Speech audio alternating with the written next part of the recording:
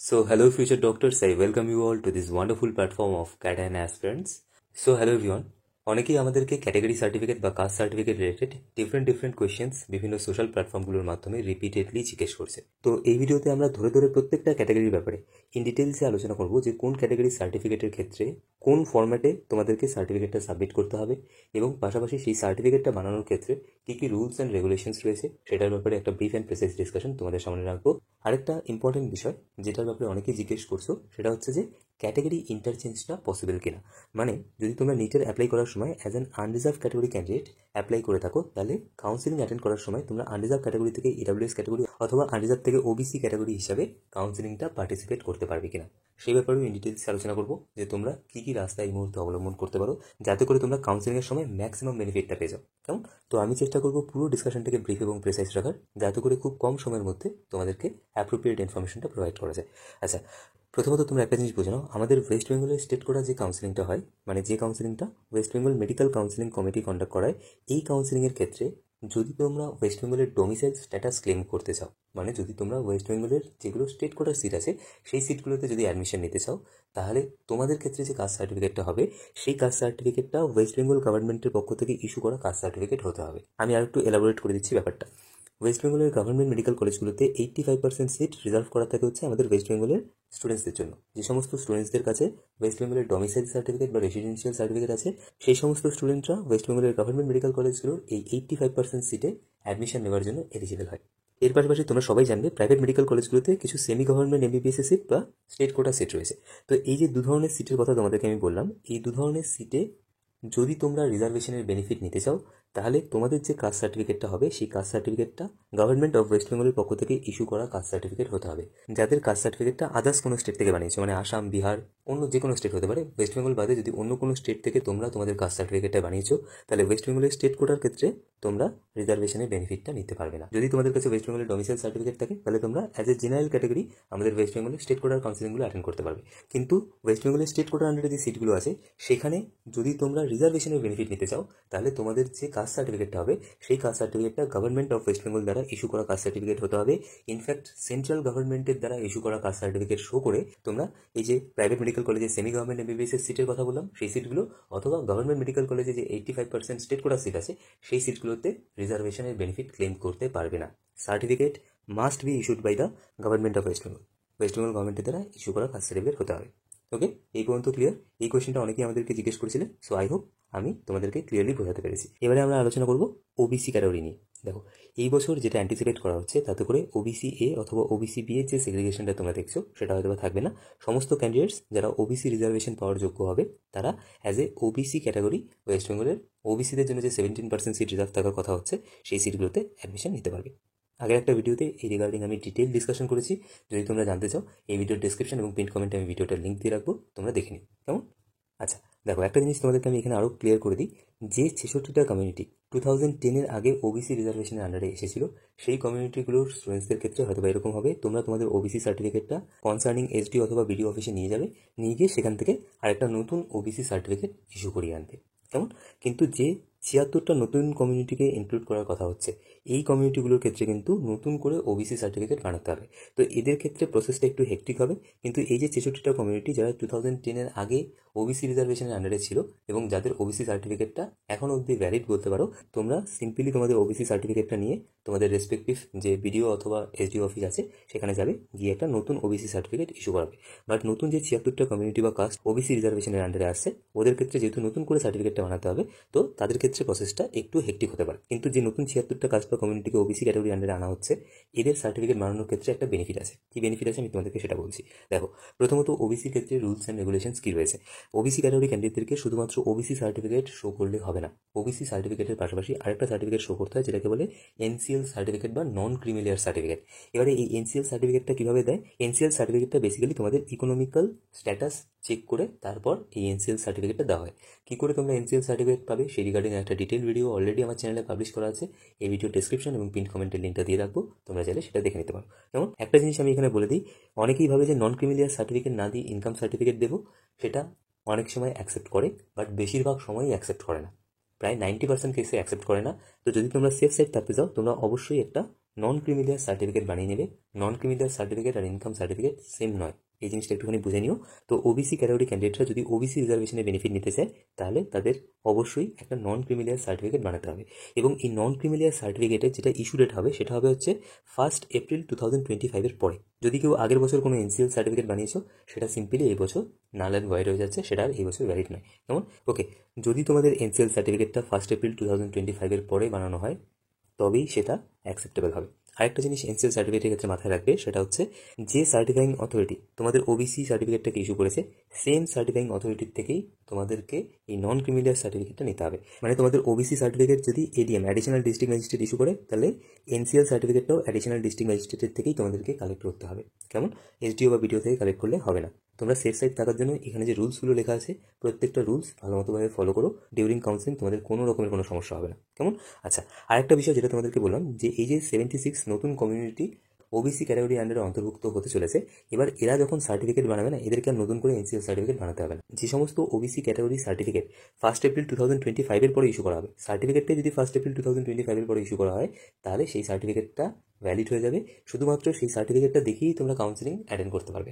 Additionally আর NCL certificate show করতে হবে না। তো এই ক্যান্ডিডেটদেরকে আলাদা করে এনসিএল সার্টিফিকেট নিতে হবে না, কিন্তু ওদেরকে নতুন করে কাস্ট সার্টিফিকেটটা বানাতে হবে। আচ্ছা, এবারে আসা যাক ইডাব্লিউএস ক্যাটাগরি সার্টিফিকেটের ব্যাপারে। দেখো, ইডাব্লিউএসদের ক্ষেত্রে দু ধরনের ইডাব্লিউএস সার্টিফিকেট ওয়েস্ট বেঙ্গলে তোমরা দেখতে পাবে। দুটো ইডাব্লিউএস সার্টিফিকেটই গভর্নমেন্ট অফ ওয়েস্ট বেঙ্গলের দ্বারা ইস্যু করা হয়। একটা সার্টিফিকেট অ্যানেক্সার সিতে দেওয়া হয়, যেটা দেখতে অনেকটা এরকম। আর একটা সার্টিফিকেট যেটা আছে, সেটা অ্যানেক্সার ডিতে দেওয়া হয়, যেটা দেখতে অনেকটা এরকম। এটা অ্যানেক্সার সি, এটা অ্যানেক্সার ডি। এখানে ডিফারেন্স তোমরা খুব বেশি একটা দেখতে পারবে না, এই জায়গাটায় তোমরা শুধু করে ডিফারেন্স দেখতে পারবে।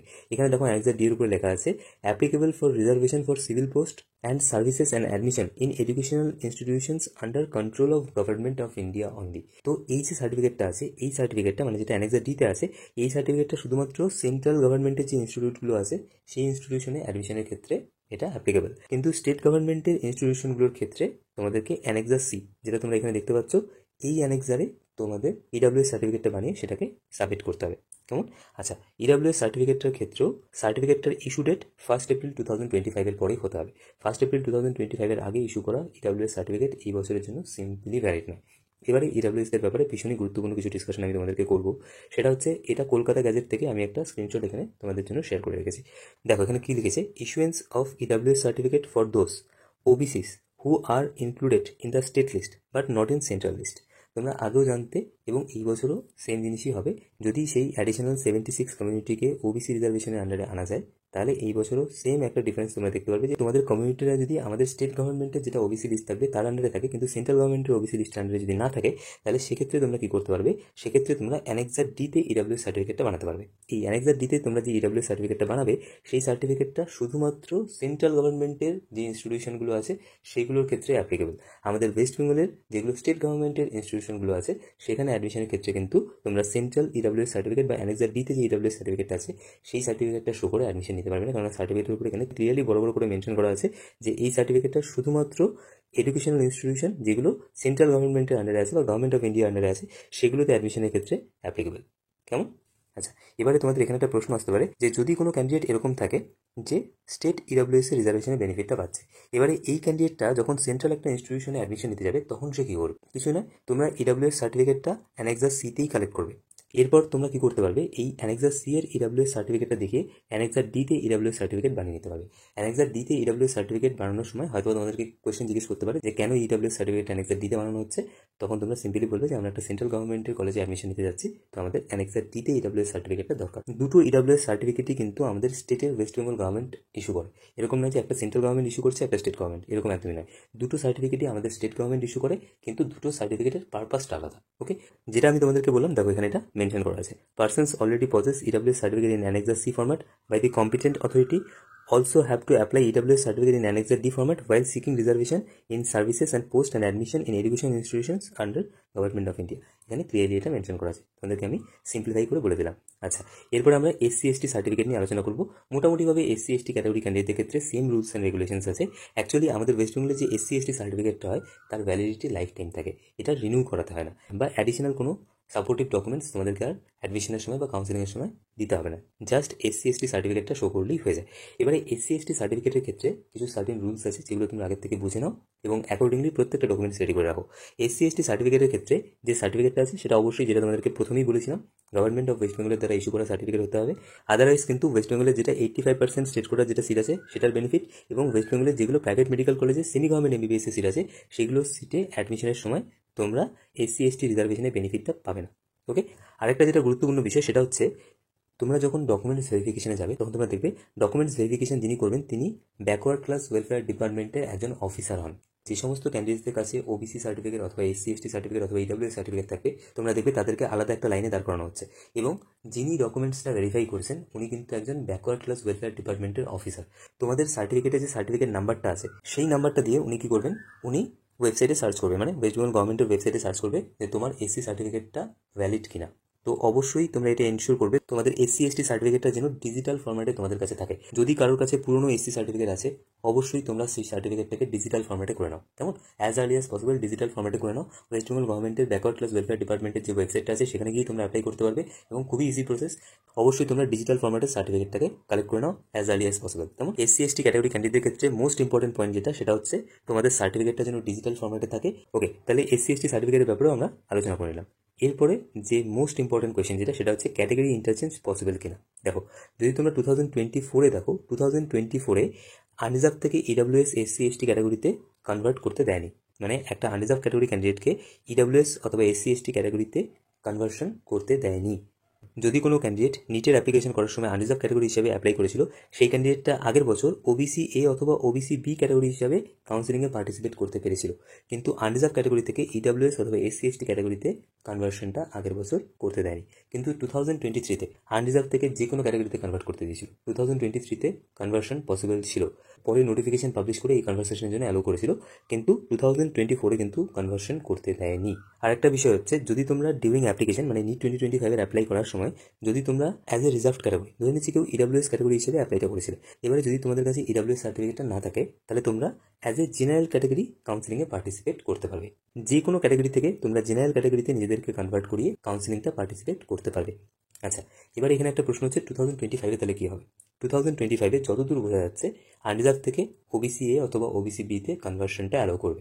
বেসিক্যালি এই বছর তো ওবিসি এ ওবিসি বি কিছু থাকবে না, যতটা অ্যান্টিসিপেট করা হচ্ছে সেই হিসাবে সবাই ওবিসি ক্যাটাগরি হিসাবে কাউন্সিলিংয়ে পার্টিসিপেট করবে, মানে যারা ওবিসি রিজার্ভেশনে বেনিফিট পাওয়ার যোগ্য সবাই ওবিসি হিসাবে কাউন্সিলিংটা পার্টিসিপেট করবে। তো এই বছর যতটা অ্যান্টিসিপেট করা যাচ্ছে তাতে করে আনরিজার্ভ থেকে ওবিসি ক্যাটাগরি কনভার্সনটা পসিবল হবে। আচ্ছা, এবারে আরেকটা গুরুত্বপূর্ণ বিষয় একটুখানি ভালো মতো বুঝে নাও, এখানে এটা পুরো লেখা আছে, আমি আর এটা ভার্বালি রিপিট করছি না, আমি তোমাদেরকে একদম শর্টে বুঝিয়ে দিচ্ছি।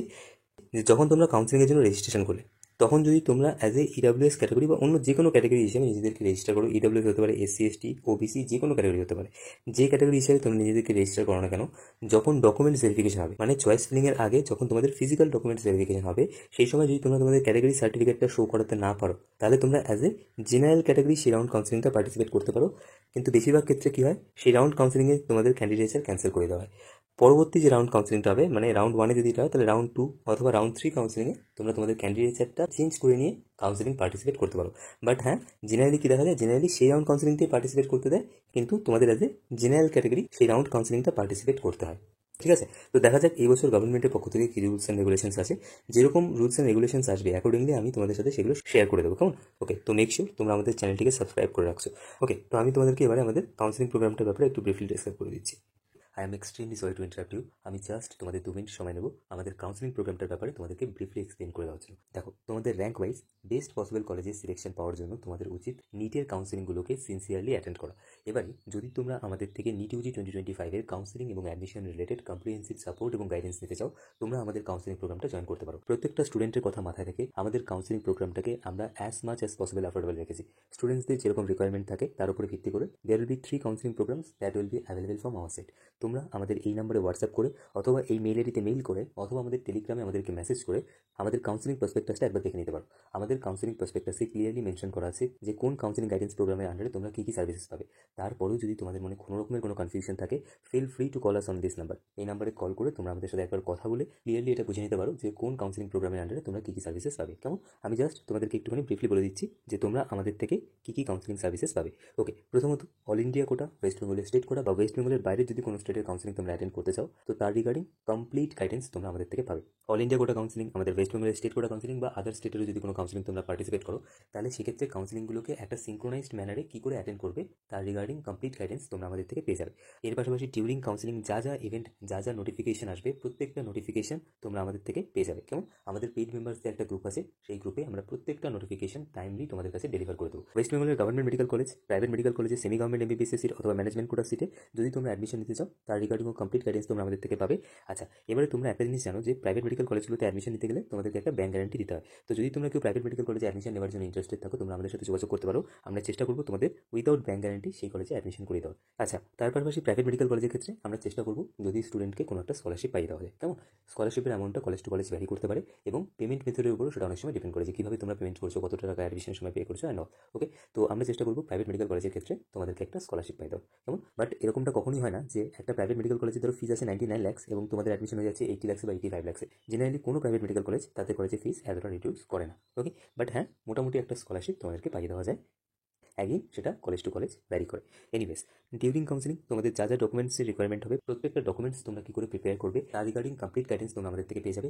কোন রাউন্ড অফ কাউন্সিলিংয়ে তোমরা কী করে চয়েস সিলিং করবে, কোন কলেজটাকে আগে রাখবে, কোন কলেজটাকে পরে রাখবে, তোমাদের র্যাঙ্কের উপরে ভিত্তি করে আমরা তোমাদেরকে সেরকম একটা প্রেফারেন্স লিস্ট বানিয়ে দেবো। আর যদি প্রয়োজন পড়ে তাহলে ইন্ডিভিজুয়াল একটা কাউন্সিলিং সেশন অ্যাটেন্ড করানো হবে এবং ডিউরিং কাউন্সিলিং সবসময় তোমরা আমাদের থেকে হোয়াটসঅ্যাপ অ্যাসিস্ট্যান্স পেয়ে যাবে, এর পাশাপাশি কলিং অ্যাসিস্ট্যান্সও পেয়ে যাবে। মানে আমাদের যারা পেইড মেম্বার্স থাকবে তারা আমাদেরকে হোয়াটসঅ্যাপ করে অথবা আমাদেরকে কল করে কাউন্সিলিংয়ের রিগার্ডিং তাদের যা যা প্রশ্ন বা যা যা কোয়ারিজ থাকবে প্রত্যেকটা কোয়ারিজের ব্যাপারে জিজ্ঞেস করতে পারবে এবং তার পাশাপাশি প্রত্যেকটা কোয়ারিজে একটা পসিবল সলিউশনও আমাদের থেকেই পেয়ে যাবে। কেমন? ওকে, তো যদি তোমরা আমাদের কাউন্সিলিং প্রোগ্রামটা জয়েন করতে চাও তাহলে যেভাবে তোমাদেরকে বললাম যে এই নাম্বারে তোমরা আমাদেরকে হোয়াটসঅ্যাপ করতে পারো অথবা এই মেইল আইডিতে তোমরা আমাদেরকে মেইল করতে পারো অথবা তোমরা আমাদের টেলিগ্রামে আমাদেরকে মেসেজ করতে পারো। কেমন করে? আমাদের কাউন্সিলিং প্রসপেক্টাসটা দেখো, কাউন্সিলিং প্রসপেক্টাসে ক্লিয়ারলি মেনশন করা আছে যে কোন কাউন্সিলিং প্রোগ্রামের আন্ডারে তোমরা কী কী সার্ভিসেস পাবে। তোমাদের জন্য যেটা সুবিধাজনক মনে হয় সেটা দিয়ে তোমরা জয়েন করে নাও। নিলে আমাদের থেকে একদম রাউন্ড 1 থেকে স্টার্ট করে লাস্ট রাউন্ড কাউন্সিলিং অবধি তোমরা কমপ্লিট কাউন্সিলিং গাইডেন্স পেয়ে যাবে। কেমন? তো চলো এবারে মেইন টপিকে ফিরে যাক। সো আই হোপ আজকের এই পুরো ডিসকাশনটা তোমাদের জন্য ইনফরমেটিভ ছিল। যদি তোমাদের পুরো ডিসকাশনটা ভালো লাগে প্লিজ ভিডিওটিকে লাইক করো, চ্যানেলটিকে সাবস্ক্রাইব করো এবং এই ভিডিওটি তোমাদের বন্ধুদের সাথে অবশ্যই শেয়ার করো। কেমন?